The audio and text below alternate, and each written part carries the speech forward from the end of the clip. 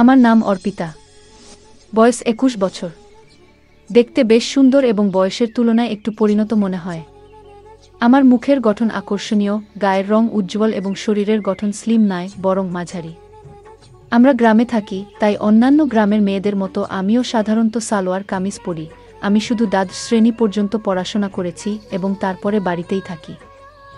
বাইরে থেকে আমাকে খুবই সাধারণ এবং সরল মনে হতো। ভিতর থেকেও আমি অতটা চালাক বা চতুর ছিলাম না। তবে সত্যি বলতে সেদিনগুলোতে আমি নিজের সীমা অতিক্রম করেছিলাম। জীবন আমাকে এমন কিছু অভিজ্ঞতা দিয়েছিল যা ভাবনার বাইরে। আমি অনেক দিন আগে একটি অভিজ্ঞতার মুখোমুখি হয়েছিলাম যা আমার মনে এখনও গভীর ছাপ রেখে গেছে।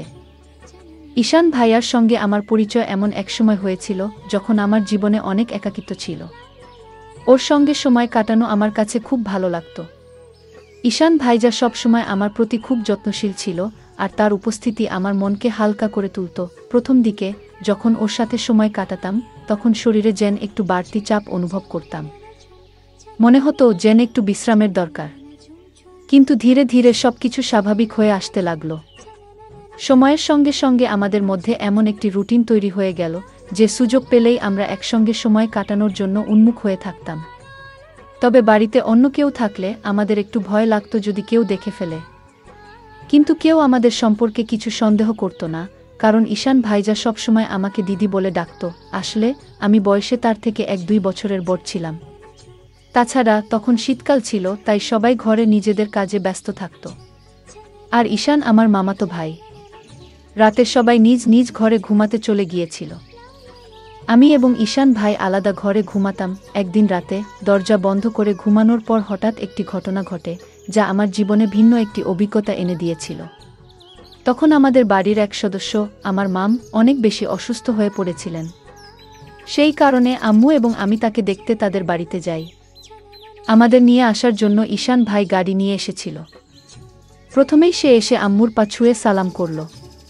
তারপর আমাকে দেখে অবাক হয়ে বলল, আপনি তো অনেক বড় হয়ে গেছেন। গাড়িতে করে আমরা বাসায় ফিরছিলাম। তখন সন্ধ্যা ৭টা বাজে। আমরা দেরি করেই রওনা দিয়েছিলাম, তাই সময় লেগেছিল। বাড়ি পৌঁছে দেখি মামা রান্না করছেন আর মাম বিছানায় শুয়ে আছেন। আম্মু রান্নাঘরে ঢুকে মামাকে বকতে লাগলেন, যখন এত সমস্যা ছিল তখন আমাকে আগেই জানালে ভালো হতো। এত কষ্ট করার কি দরকার ছিল? আম্মু রান্না করতে লাগলেন আর আমি মামিকে দেখে তার পাশে বসে পড়লাম। মামু আমাকে দেখে বেশ খুশি হলেন, কিন্তু তার শারীরিক অবস্থা খুবই খারাপ ছিল। কিছুক্ষণ পর আম্মু মামিকে খাবার দিলেন এবং নিজ হাতে তাকে খাইয়ে দিলেন। ততক্ষণে ঈশান ভাই আমাকে ডাকলেন। আমি তার দিকে তাকিয়ে জানতে চাইলাম কি হয়েছে।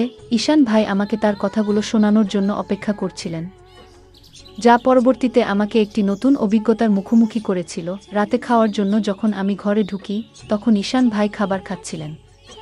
আমাকে দেখেই সে বলল, দিদি চলে আসুন, খাবার খান। আমি বললাম, না ভাইজা, আপনি আগে খান, আমি পরে খাবো। কিন্তু সে আমাকে জোর করেই বসালেন। আমিও খুব ক্ষুধার্ত ছিলাম, তাই বেশি আপত্তি করলাম না। আমরা মজা করে একসঙ্গে খাবার খেয়ে নিলাম, কারণ আমরা আসার সময় চিকেন নিয়ে এসেছিলাম। খাওয়া শেষ হওয়ার পর আমি আম্মুর ঘরে ঘুমাতে যাওয়ার জন্য রওনা দিলাম। তখন ঈশান ভাই বলল, দিদি যদি কিছু মনে না করেন তবে এখানে আমার ঘরেই ঘুমান না। আমি একটু অবাক হয়ে বললাম, না ভাইয়া, আমি আম্মুর কাছেই ঘুমাবো। কিন্তু সে বারবার অনুরোধ করতে থাকল। শেষে আমি বললাম, ঠিক আছে, এখানে থাকবো, কিন্তু আগে আম্মুকে জানিয়ে আসি। ঈশান ভাই আম্মুকে গিয়ে জানালেন যে আমি তার ঘরে থাকছি। এদিকে আমি আমার সালোয়ার কামিজ বদলে ঈশান ভাইয়ের দেওয়া লোয়ার আর টি শার্ট পরে নিলাম, কারণ আমার পোশাকটা একটু বেশি টাইট ছিল। আমাকে সেই পোশাকে দেখে ঈশান ভাই হেসে বললেন, দিদি আপনাকে এই পোশাকেও অসাধারণ লাগছে। তুমি এত সুন্দর কেন? আমি তাকে কিছু বললাম না, শুধু হেসে কথা ঘুরিয়ে দিলাম। এরপর আমি গায়ে চাদর দিয়ে বিছানায় বসে পড়লাম আর ঈশান ভাই নিজের চারপাইতে শোয়ার ব্যবস্থা করতে লাগলেন। তখন আমি বললাম, ভাইজান বিছানাতেই ঘুমিয়ে পড়ুন, এখানে অনেক জায়গা রয়েছে। খাওয়া দাওয়ার পর ঈশান ভাইও চাদরের মধ্যে এসে বসে পড়লেন।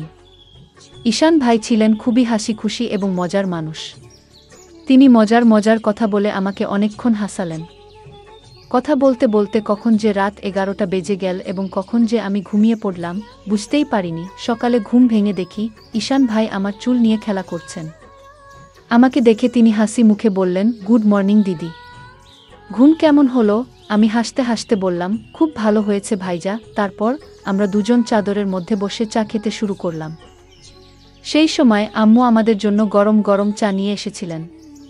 সকালটা খুবই ঠান্ডা ছিল, তাই চাদরের মধ্যেই চা খাওয়া হলো। ঈশান ভাই তখন বারবার আমার দিকে তাকাচ্ছিলেন। আমি হাসি মুখে জিজ্ঞেস করলাম, কি ভাইজা, এমন করে তাকিয়ে আছেন কেন? তিনি মজা করে বললেন, আপনার চোখ দুটো খুব বড় এবং সুন্দর।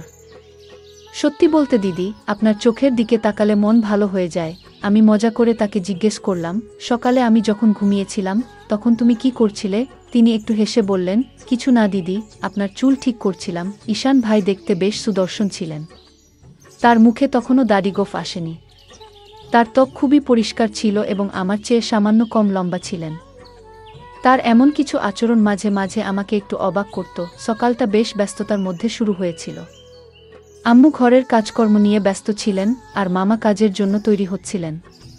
আমি আম্মুর কাজে সাহায্য করতে লাগলাম। এর মধ্যেই মামা খাবারের প্যাকেট নিয়ে কাজে বেরিয়ে গেলেন। আমার সকালে স্নান করার অভ্যাস অনেক দিনের, তাই প্রতিদিনের মতো আমি স্নান করতে বাথরুমের দিকে যাচ্ছিলাম। কিন্তু আমি জানতাম না যে ঈশান ভাইও এই সময় স্নান করেন। বাথরুমের দরজা খোলার সঙ্গে সঙ্গে আমি লজ্জায় লাল হয়ে গেলাম এবং দ্রুত নিজের ঘরে ফিরে এলাম। ঈশান ভাই তখন স্নানে ব্যস্ত ছিলেন। তার মুখে সাবান ছিল এবং তিনি আমাকে দেখতেও পাননি। কিন্তু আমি এতটাই লজ্জা পেয়ে গিয়েছিলাম যে সেই দৃশ্য বারবার আমার মনে ভেসে উঠছিল। আমি ঘরে বসে নিজের মতো করে কিছু একটা ভাবছিলাম আর একা একাই হাসছিলাম। ঠিক তখনই ঈশান ভাই স্নান সেরে ঘরে এলেন। আমাকে একা একা হাসতে দেখে তিনি মজা করে বললেন, কি হলো দিদি, আজ তো বেশ খুশি লাগছে। ঈশান ভাইয়ের কথা শুনে আমি একটু চুপ হয়ে গেলাম এবং বললাম, না ভাইজান, তেমন কিছু না, আপনার কথাই ভাবছিলাম। তিনি ফোন চালাতে চালাতে পাশে বসে বললেন, আমার ব্যাপারে এমন কি ভাবছিলে যে এত হাসি পাচ্ছে? আমি একটু হেসে বললাম, না ভাইজান, থাক, এটা বলার মতো কিছু নয়। কিন্তু ঈশান ভাই তখন জিদ ধরে বসলেন, না দিদি, বলো না। না বললে আমি ভুল কিছু মনে করব। তখন আমি বললাম, প্লিজ ভাইজান, এটা নিয়ে আর কিছু ভাববেন না। এরপর আমি তাড়াতাড়ি উঠে স্নানে চলে গেলাম।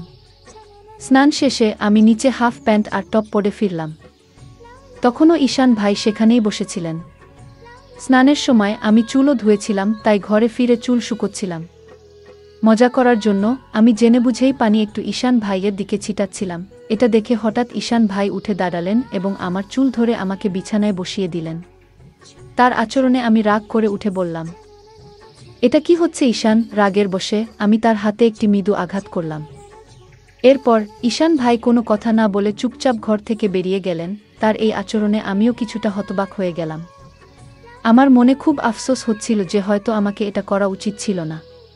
কিন্তু আমি জানতাম ঈশান ভাই যা করতে যাচ্ছিলেন তাতে যদি আমি তাকে থামাতে কোনো পদক্ষেপ না নিতাম তবে হয়তো তিনি থামতেন না। এরপর আমি তাড়াতাড়ি নিজের চুল ঠিক করলাম এবং গোসল করে আম্মুর কাছে চলে গেলাম। আম্মু শুধু মামির কথা ভাবছিলেন। তিনি ওনার জন্য ওষুধ দেখিয়ে দিয়েছিলেন, গোসল করিয়ে দিয়েছিলেন এবং খাবারও প্রস্তুত করে রেখেছিলেন। তখন আম্মু বললেন, তাড়াতাড়ি ঈশানকে ডেকে আনো। সে গরম গরম খাবার খেয়ে নিক, পরে খাবার ঠান্ডা হয়ে যাবে। আমিও জানতাম যে ঈশান ভাই আমার উপর রেগে আছেন। যখন আমি তাকে ডাকতে গেলাম দেখলাম তিনি ছাদের উপর আছেন। ঈশান ভাই ছাদের উপর বসে ফোনে কিছু দেখছিলেন। আমি পেছন থেকে ডাক দিলাম, ভাইয়া, নিচে চলে আসো। আম্মু খাবারের জন্য ডাকছেন, কিন্তু তিনি কোনো উত্তর দিলেন না। তখন আমি আরও কাছে গিয়ে তার কাছে সরি বলতে লাগলাম, ভাইজা, দয়া করে আমাকে ক্ষমা করে দাও। রাগের মাথায় এমনটা করে ফেলেছি। তবু তিনি চুপ করে থাকলেন এবং আমাকে উপেক্ষা করতে লাগলেন। আমি আরও কাছে গিয়ে তার হাত ধরে বললাম, ভাইজা, ভুলটা শুধু আমার নয়, তোমারও। তুমি আমার চুল এত জোরে টেনে ধরেছিলে, তাই আমার রাগ উঠে গিয়েছিল। এতে এত রেগে থাকার কি হলো? প্লিজ রাগ ভেঙে ফেলো। এটা শুনে ঈশান ভাই রাগ করে তার হাত সরিয়ে উঠে দাঁড়ালেন। আমার চোখে পানি এসে গেল। আমি প্রায় কান্নার স্বরে বললাম, ভাইজা, প্লিজ এতটাও রাগ করো না। যদি সেই চড়ের কথাই হয় তাহলে একটা নয়, আমাকে দুটো চড় মেরে দাও। কিন্তু এমন চুপচাপ থেকো না। আমার চোখে পানি দেখে তিনি ধীরে ধীরে বললেন, আচ্ছা ঠিক আছে, কেঁদো না। তুমি কাঁদলে মোটেও ভালো লাগবে না। কিন্তু তোমার হাত তোলাটা ঠিক হয়নি। ঠিক আছে, এবার চলো খাবার খাই। আমি আবার বললাম, তুমি আগে বলো যে তুমি আমাকে মাফ করে দিয়েছ। ভাইজা হেসে বললেন, এই যে, এবার থামো। খুব বেশি মাফ চেয়ে ফেলেছ। এটা এত বড় ব্যাপারও নয়। চলো তাড়াতাড়ি নিচে যাই। আমরা দুজন নেমে আসার পর যখন আমরা নিচে গেলাম, আম্মু এবং মাম ইতিমধ্যেই খেয়ে নিয়েছেন। আম্মু তখন রান্নাঘরে কাজ গুছিয়ে নিচ্ছিলেন। আমি আর ঈশান ভাই একসঙ্গে বসে খাবার খেয়ে নিলাম। খাওয়ার পর আমি কিছুক্ষণ মামির পাশে বসে তার সাথে কথা বলতে শুরু করলাম এবং তার শরীরের খোঁজখবর নিতে লাগলাম। এরই মধ্যে আম্মু তার কাজ শেষ করে ফিরে এলেন। আম্মু এসে বললেন, আমি আর তোমার মাম পাশের বাড়ির আন্টির সাথে দেখা করে আসি, একটু হাঁটাহাঁটিও হবে, ততক্ষণ তুমি বাসায় থাকো। ঈশানকেও বলে দিয়েছি যেন কোথাও না যায়, আমরা অল্প সময়ে ফিরে আসব। এরপর আম্মু মামিকে নিয়ে বেরিয়ে গেলেন আর আমি মামার ঘর গুছাতে শুরু করলাম। তখন ঈশান ভাইও সেখানে এসে মজা করতে লাগলেন। আমি তাকে বললাম, ভাইজা প্লিজ একটা জিনিস এনে দাও। ঈশান ভাই বললেন, বলো দিদি, কি আনবো? তোমার কি ভালো লাগে? তখন আমি বললাম, আমার জন্য একটু চকলেট এনে দাও, চকলেট আমার খুব পছন্দ। ঈশান ভাই মুচকি হেসে বললেন, ঠিক আছে, তুমি ঘর পরিষ্কার করো, আমি চকলেট নিয়ে আসি। ঈশান ভাই চকলেট আনতে বেরিয়ে গেলেন আর আমি আবার ঘর পরিষ্কার করতে শুরু করলাম। ঘর গুছানোর সময় আমি যখন মামির আলমারি খুললাম, তখন দেখলাম সেখানে মামির মেকআপের অনেক জিনিস রাখা আছে। সাজগোজ করার প্রতি আমার ভীষণ আগ্রহ থাকায় সেগুলো দেখেই আমার মন নেচে উঠল। সময় কাটানোর জন্য আমি মামির সাজগোজের জিনিসপত্র নিয়ে তৈরি হতে শুরু করলাম। একটু একটু মেকআপ করলাম, তারপর মামির ঝুমকা আর গয়না পরে নিলাম। আলমারির উপর দিকে ঝুলিয়ে রাখা মামির শাড়িগুলোর মধ্যে একটি লাল শাড়ি বের করলাম এবং তা পরতে শুরু করলাম। যখন ঈশান ভাই চকলেট নিয়ে ফিরে এলেন, আমি তখন পুরোপুরি সেজেগুজে একেবারে নতুন বউয়ের মতো তৈরি। চুল খুলে নিয়েছি, লিপস্টিক লাগিয়েছি আর হাতে চুড়িও পরেছি। ঈশান ভাই যখন ঘরে ঢুকলেন, আমাকে এমন সাজে দেখে একদম হতভম্ব হয়ে গেলেন। তার মুখ থেকে শুধু বের হলো, দিদি তুমি তো অসাধারণ দেখাচ্ছ। আমি তার কাছ থেকে চকলেট নিয়ে বিছানায় বসে খেতে শুরু করলাম। ঈশান ভাইও পাশে বসে গেলেন আর তার চোখ আমার উপর থেকে সরছিল না। তখন আমি বললাম, ভাইজা এত তাকিয়ে থেকো না, এতে আমি অস্বস্তি বোধ করছি। ঈশান ভাই হেসে বললেন, কি করব দিদি, তোমার উপর থেকে চোখ সরানোর মনই হচ্ছে না। তুমি শাড়িতে এত সুন্দর দেখাচ্ছ যে মনে হচ্ছে যেন সত্যি কোনো পরী। এরপর মজা করে বললেন, মন চাইছে তোমাকে বউ বানিয়ে ফেলি। আমি বুঝতে পারছিলাম সে মুহূর্তে তার মনে কি চলছিল, কিন্তু আমি হালকা হাসি দিয়ে বিষয়টি অন্যদিকে ঘুরিয়ে দিলাম। আমি মজা করে ঈশান ভাইকে বললাম, তাহলে আর থেমে কেন? বলো, আমাকে স্ত্রী বানিয়ে কি করবে? ঈশান ভাই একটু হেসে বললেন, থাক দিদি, জানি তুমি ইচ্ছে করেই ভান করছো। আমি তখন বললাম, তুমি কি তাহলে তোমার দিদিরই সুযোগ নিতে চাও?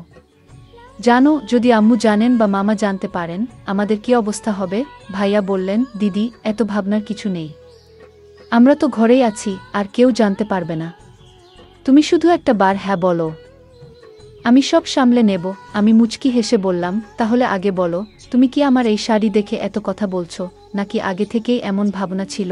ঈশান ভাই হেসে বললেন, সত্যি বলতে তুমি যখন এসেছো তখন থেকেই মনে হচ্ছিল তুমি যদি একবার রাজি হও সব সহজ হয়ে যাবে। আমি মজা করে বললাম, ঠিক আছে, যখন তুমি চাও আমি তোমার কথা শুনি। তাহলে তোমার দায়িত্ব ভালো করে পালন করো। এই কথায় ভাইয়া খুব খুশি হয়ে বলল, ধন্যবাদ দিদি, জানতাম তুমি আমাকে না করবে না, তুমি সত্যিই সেরা। আমি বললাম, থামো তো, এত প্রশংসা করার দরকার নেই, আর সন্ধ্যায় আমার জন্য চকলেট আনতে ভুলবে না। ভাইজা বলল, ঠিক আছে দিদি, যা চাইবে সব আনবো, একটু অপেক্ষা করো। ঈশান ভাই বেরিয়ে যাওয়ার পর আমি একটু অস্বস্তি অনুভব করলাম।